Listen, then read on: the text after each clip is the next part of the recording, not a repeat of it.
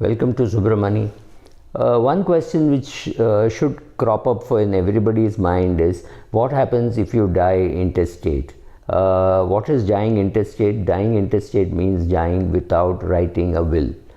Well, it could create a lot of confusion. Assuming for a minute, let's say you're a practicing chartered accountant or a practicing doctor, and your partner dies without writing a will.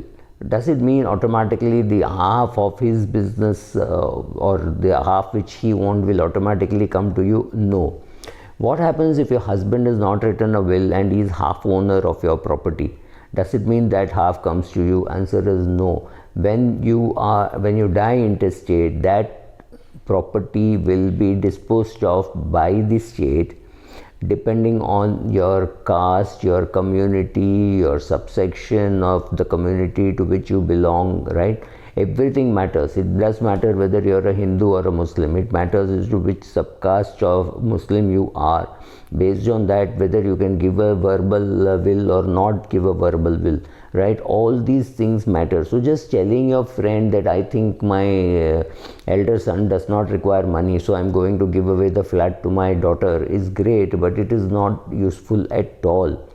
The state will then disburse it off depending on your caste, community, etc. And then your children do not know what you wanted, so your son will not know that you actually wanted to give it to the daughter. So it will get split half-half. Your jewelry will get melted and it become two biscuits to be shared between two people, right? Completely unintentional, I'm sure, but if you die intestate, it is a huge pain for a lot of people. So let us say your partner died and he is your medical practice partner, and then that half will be actually auctioned off to somebody and the government will look for heirs. If they can't find any heirs, then the government will acquire all that property, right? So it's not so simple. You will not just, don't assume that because you're half owner, the other half, if the other person dies, it will come to you. This is not true even for housing. This is not true anywhere else. And also another problem which comes up is people say, but I don't have children and anyway everything will belong to my wife. Or saying, I have only one child, so anyway it will go. It is not so automatic. What happens if you were to die today and you have brothers, sisters, maybe you have your parents also alive, then how does it happen? Well, you go to the Hindu Succession Act or you go to the Sharia law, whatever, and then it will be done by the state, which is pretty unintentional. The state, once it comes in, then you will have to pay money for them to come in, and then you will have to pay money for them to get out, right? This is not going to be very easy. So making a will is very simple. Making a will is absolutely necessary. That is more important.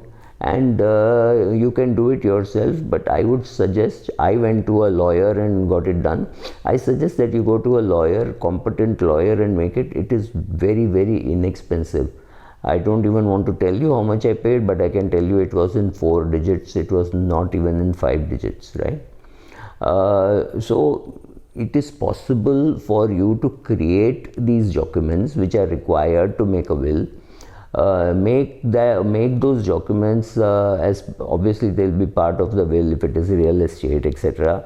Make sure that you make a will and you are troubling your next of kin less with your death. They are already handling the emotional part. Believe me, if they find that there is no will and the property cannot be transferred, etc., all the sympathy turns into anger. It is tremendous amount of anger that people have if you have left it so open-ended and I would say pretty incompetent.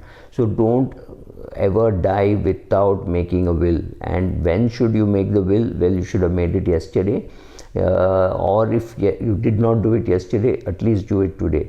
Dying intestate is going to be no great fun for the people you leave behind. Thank you.